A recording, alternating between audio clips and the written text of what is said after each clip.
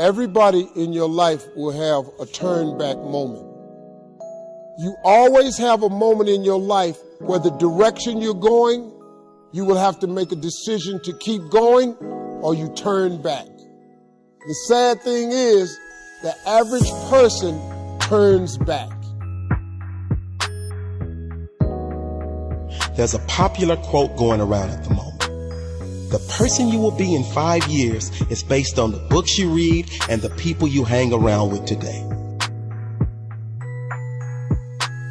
I want to be the person that is the first person there and the last person to leave, because I think that the road to success is through commitment and through the strength to drive through that commitment when it gets hard. And it is going to get hard and you're going to want to quit sometimes, but it'll be colored by who you are and more who you want to be. If you're tired of starting over, stop quitting. If your life at times feels like, looks like labor, you are doing it right. And the thing is, it's not your gifts or talents or blessings that create your achievement. It's the grind. You know, it's the decision to work tirelessly and turn your talent into a skill.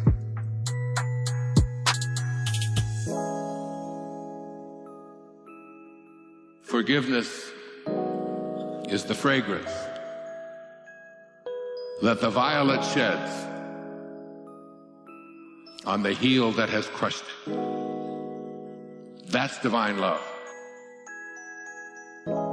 Because when you advance confidently in the direction of your own dreams and endeavor to live the life which you have imagined, you will meet with a success unexpected in common hours.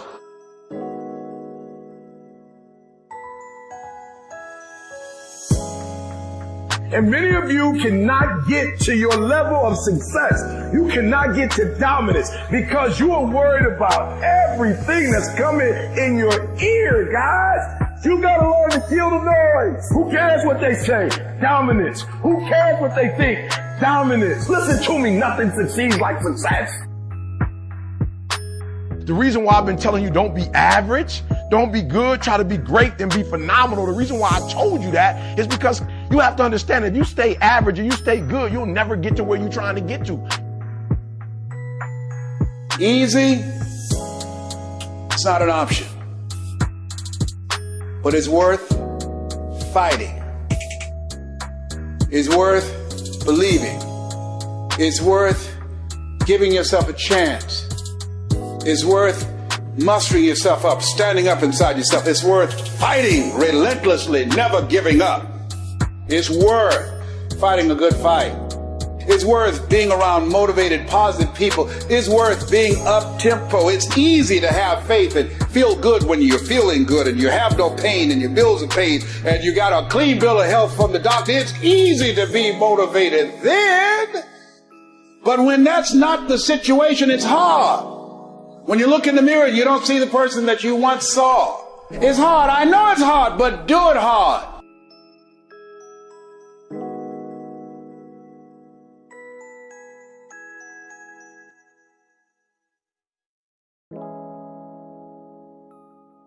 You've got the whole concept of blissfully dissatisfied, which I think is brilliant. Thank you. Walk people through what that is, but what I really want to know is how do you keep that from breaking you? Wow, no one's asked me that before. It's along the same vein, really, as getting what you'll tolerate. So there's this misnomer, and you've watched this even in your own life or the successful people you've interviewed. So there's this thing people think that, like, I'll be happy when. Once I get like this big, amazing home, or once I get this car, or once I get this relationship or an amount of money, then I'll allow myself some happiness. The problem is the finish line always moves. You never arrive there, right? The other part is people think, well, if I enjoy myself now, I'm going to lose my drive. In other words, if I can just wire myself with enough pain all the time, I won't lose my drive or ambition. The truth is there's no correlation between the two at all. There's no relationship between you feeling complete pain all the time and losing drive. And so I talk about living in a state of blissful dissatisfaction. And really the best example of that would be like if you've ever, I love a good meal, right?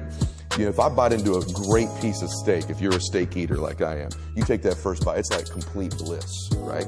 There's no correlation between how great that tasted and your lack of desire for the next bite. In fact, that bliss causes you to want more of it. And so the more we can begin to reward ourselves with bliss, we're not going to lose our dissatisfaction. We're not going to lose that. And so for me, our brains, this dopamine hit you get when you do something successful, if you constantly cheat yourself out of that hit, right, biomechanically in your body, less and less in the future will you want to achieve the next level, the next dream, the next step. And that's why so many people stall out in life. They got to a certain point and they cheated themselves out of the bliss, out of the celebration. It's important that we celebrate our wins. We celebrate our lives because it causes us to want the next bite. It keeps us hungrier, not the reverse.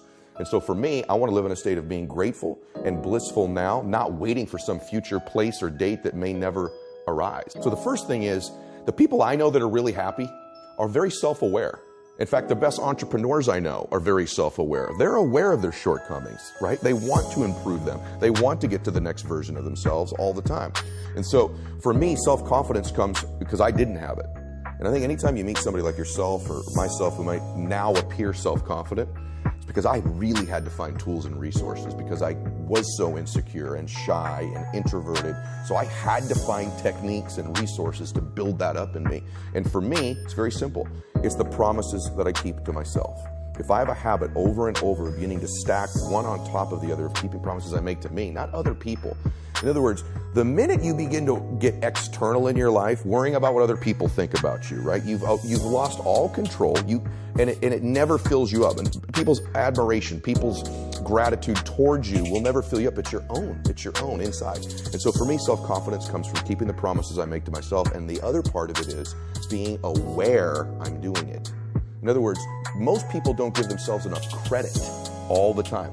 They're very aware of these 20% things and not aware of the 80, right? And that's why the dosage is so important too. You've nailed it. It should be 80-20, right? Because people get addicted to this. I'm not good at this. People don't like this about me. I don't feel good. Instead of focusing on the 80 and stacking it up. Wow, I did eat what I said I was going to today. I did get up when I said I was going to. I made the amount of phone calls. I treated people in such a way I promised myself. It's not just doing those things. It's rewarding it. It's being aware of it and stacking that up. When I work with athletes, the successful athletes I work with, when they're in a slump, it's never that they can't hit a ball anymore or make a shot or swing a golf club. They've lost their self-confidence. Somewhere along the way, they've lost the ability to focus on the things they are great at and stacking those promises they make to themselves. And the way I get them to break their slump is not correcting their swing or getting them positive. It's getting them to acknowledge the small promises, showing up to batting practice early, hitting that extra bucket of balls, beginning to reward themselves for the extra promises they keep to themselves, puts them back in a state of self-confidence. All of a sudden, they're hitting the ball great again. One thing I realize is that at certain times in a man's life, he's either a fool, he's a victim, or he's a king. And when you're a fool, you're like, you think there are no consequences for your actions, but there are always consequences for every act you do, everything. If I live within my mind in a place of inadequacy, let's take one that's very common for people, like I'm not enough somehow, right? Like I'm not young enough, I'm not fast enough, I'm not pretty enough, I'm not thin enough, I'm not wealthy enough, whatever it is, I'm not good enough.